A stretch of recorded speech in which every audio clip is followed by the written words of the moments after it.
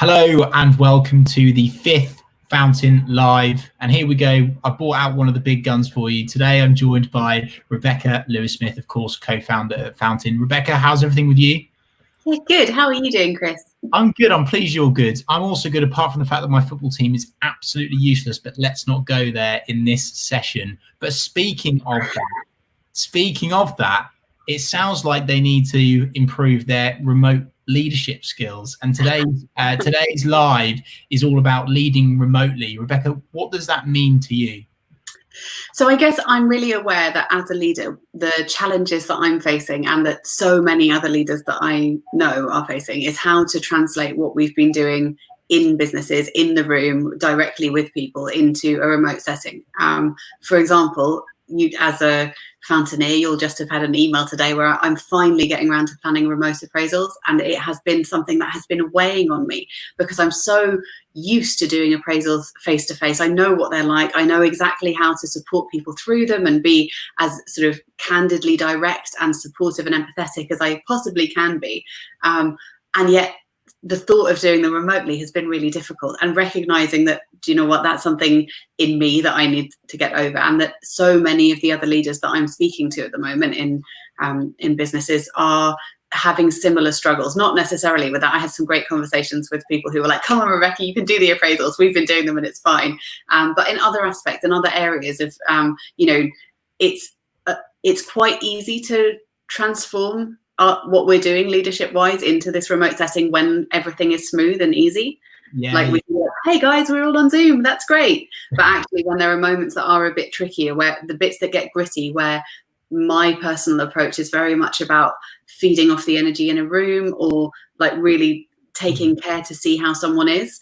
And I keep sort of coming back to this idea that when we're on these video calls, we've just got this space, right? And actually, I don't know what's like off stage left for you. I don't know what chaos you might be dealing with, or challenges, or like none of us know what's going on for each other.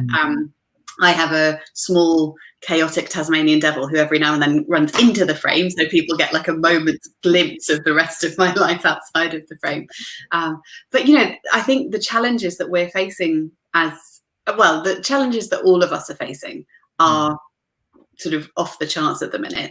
And then as leaders, how to adapt to the individual challenges that each individual is facing at a different time. I think it's just, we're not used to having to think in this way or address it in this way.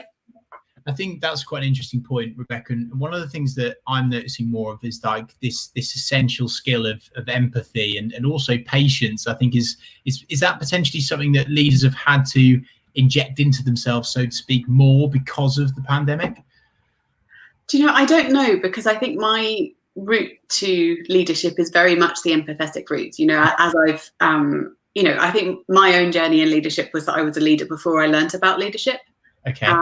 So by the time I was studying, you know, what leadership is and different ways to optimize my own leadership, I was already in a position of having a leadership role. So being able to sort of reflect on that and recognize that actually that empathetic route is one that I've always taken. So in a way, that leads quite well, or it sets me up quite well for this moment. But I think it's true that everyone is having to up those up the dial on empathy and really, you know, relate to people in a slightly different way at the moment, because if you don't, then you could end up with people really falling off the rails in places, which, you know, as well as not being good for people, is going to be really tough for businesses if they're also having to deal with people who've gone beyond a point of being able to be supported. Rebecca, something that I've been dying to ask you about actually is motivation. A lot of people that I'm listening to on LinkedIn at the moment are saying that actually one of the struggles with this whole Zoom culture that's now here, it's what it is kind of that struggle to get their teams motivated. They're just not as motivated. Why is that? And also, as a leader, what can you do about that?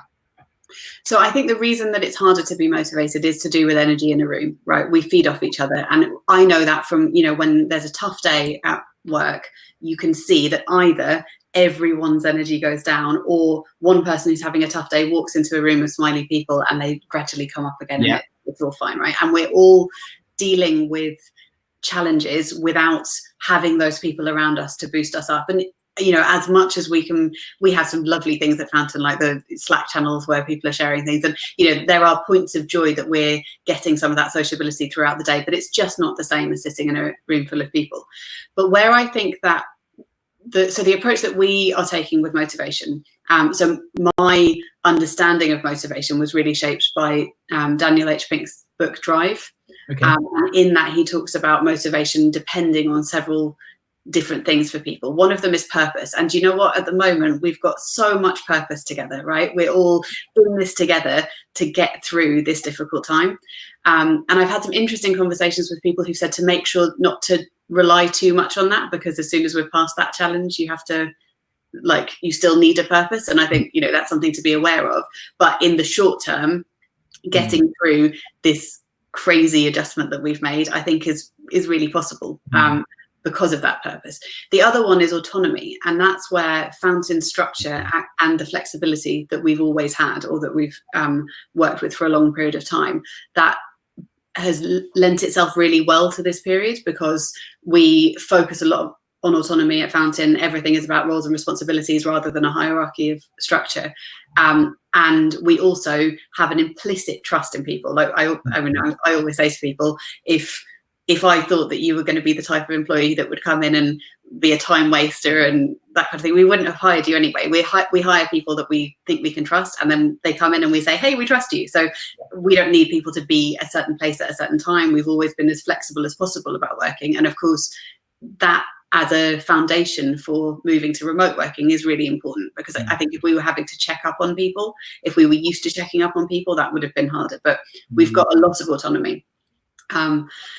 And so I think having those two areas that we're in a way scoring quite high on, if that makes sense, of autonomy and purpose. The final aspect that he talks about is mastery, and it's about making sure that people have room within their roles to really master something and to progress and to evolve. And I think that's something that we're getting to now. So I think in the first few months of this adjustment, we had to just say, do you know what, we're not going to be having career progression chats right now. It's just not on the topics. But we're getting to a point now where we are back to having those conversations. Getting those limit appraisals back online will definitely be part of that as well. And being able to make sure that, I guess the thing that I see is that people are motivated when they're under stretch, and stretch and stress, there's a really thin line between them. And what I'm aware of is that the world at the moment is stretching us all in so many different ways, whether that's because, like me, you're a parent and you've got a little one at home that you're having to manage in a completely different way, or just the amount of planning that goes into getting groceries, that's a little bit of extra stress. And if you think about all of these different areas of life where the stretch is just a bit bigger, one of the things I've been thinking a lot about is, at what point are people ready for additional stretch in their work? Right, because we know that it's important. We know that that leads people to feel like they're achieving and mastering, and in that motivational route, it's really important. But you don't want it to flip over and be like that someone's there saying, right, here's a massive challenge for you, and that your reaction isn't, oh great, a challenge. Your reaction is, no, another challenge. Yeah. No, I totally agree. It's a great point, Rebecca. And just kind of to kind of bucket everything up, what are your kind of, if you can, 3 key takeaways for people, for leaders that are watching? How can they effectively lead in a remote way at the moment? But then I'm going to ask you after that, so get ready for it. I'm going to ask you about the transition between remote working, and now there's obviously this, people are starting to creep back into the offices again. So the dynamic of that fascinates me, but we'll leave that to one side a minute. Let's go. What are the 3 key takeaways for leaders leading remotely? So I think dedicating time to individual interaction with people, I think, is really, really important at this time. And it goes into that empathetic space of making sure that there is time for there to be unpressured person-to-person communication rather than leader to group communication. I think that's a really important thing at this moment. And it might not be, in a large business, that might not be possible for everyone to do, but then work out a cascade so that everyone has someone that is empathizing with them and supporting them and able to say, actually, I think this person needs a bit more support, kind of thing. Then I think, so in the same way that I've done about motivation, I've recognized the ones that we can do and the ones we can't do. It's separating out. I was thinking of it as levers, right? So at the moment, we don't need to pull any more on autonomy, because that lever is really well done. What we do need to do is work on that mastery and work out how we can do it. So recognize which things you already have in place and which things actually you need to start working on a bit more. And those ones that you do have, like autonomy, bolster them. Like, recognize this is a strength. Okay, great. That means that we can focus on that well at the minute. And then I think the other thing is, as leaders, to recognize that a very little bit goes a long way at the moment. So you don't have to suddenly change everything about what you're doing. You can just say, actually, what can I do today or tomorrow or this week or even this month to make sure that I'm adapting a little bit more to the remote world, that I'm picking out those things where, oh God, if we were all in person, they would have heard this from me at least 4 times. How can I sort of replace that?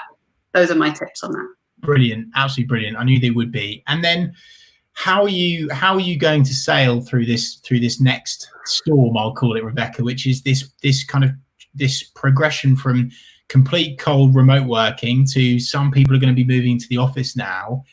What's your strategy behind that? How are you going to best communicate with the team around that? So I think the area that I've been thinking about it with is that I think that we need to continue to communicate as though we're all remote, because some of us will still be remote. Yeah. So at Fountain, we have some people who are vulnerable or in situations where they need to be, either they're caring for vulnerable people or whatever it is. So we at the moment have a group of 3 people back in the office who we've done it on an application basis. So people can apply to get back in. Yeah. There are guinea pigs to see how it works. And then we have a phase 2 planned where we can have rotations of people in, so that it's a couple of days a week. It would be these 10 people and sort of rotate through. But I think that what we need to recognise is that, at least for at Fountain, we're not all going to get back into the office for quite a long time. And to be honest, that's lucky, because we don't have space for everyone anymore. So until we get the amazing new office that can be designed on COVID secure guidelines, like, that's really exciting and that's coming. But in the meantime, we're not all going to be in place. So at that point, I think that we need to think about it in terms of continuing the level of communication as if we were all remote, because otherwise you could end up with the 10 people in the office having a completely different experience from the 30 who aren't. So it's just making that balance. Food for thought. Rebecca, thank you very much for your time. I know you're extremely busy, so I'll let you get off on your merry way now. Thank you so much to you, of course, for taking part. And thank you so much for everyone that's been watching both live and also watching back. I really appreciate your time and attention. If you've got any questions, if you want to hear from one particular member of the Fountain team, let us know. You can do that by commenting on Facebook and YouTube, and feel free to tweet us. We are at Fountain Team. Rebecca, thank you very much. Thanks so much, Chris. Bye. Cheers.